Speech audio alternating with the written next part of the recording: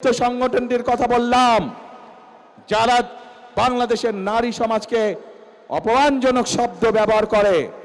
আরেকটি ঘটনা বলি, তাদের আরেক নেতা, যার বাড়ি কিনা কুমিল্লা জেলায়, সেই নেতা কিছুদিন আগে তাদের এক দলীয় সমাবেশে বলেছে তাদের কর্মীদেরকে যে 12 তারিখ পর্যন্ত আপনারা জনগণের পা ধরবেন, তারপরে বাকি পরবর্তী 5 বছর জনগণ আপনাদের পা ধরবে।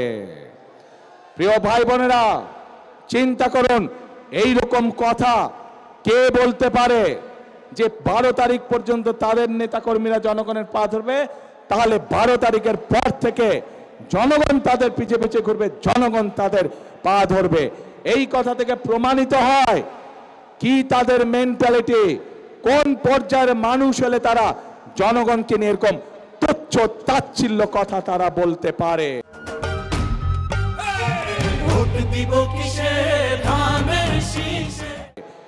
প্রিয় ভাই বোনেরা, এইসব লোক যদি নির্বাচিত হয়, এইসব লোক যদি দায়িত্ব পায়, তাহলে আজকেই আমাদের কাছে পরিষ্কার হয়ে যাচ্ছে যে জনগণের ভাগ্যের কি দুর্বিষহ অবস্থা হবে, দেশের মানুষের ভাগ্যের কি দুর্বিষহ অবস্থা হবে।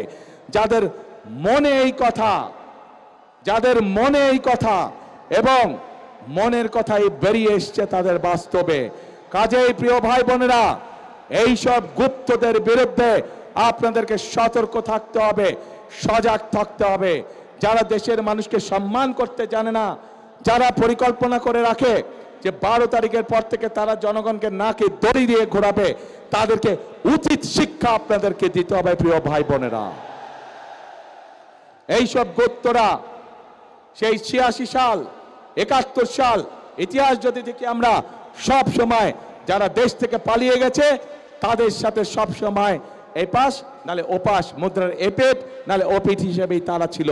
কাজে তাদের কাছ থেকে দেশের মানুষ ভালো কোনো কিছু আশা করতে পারে না।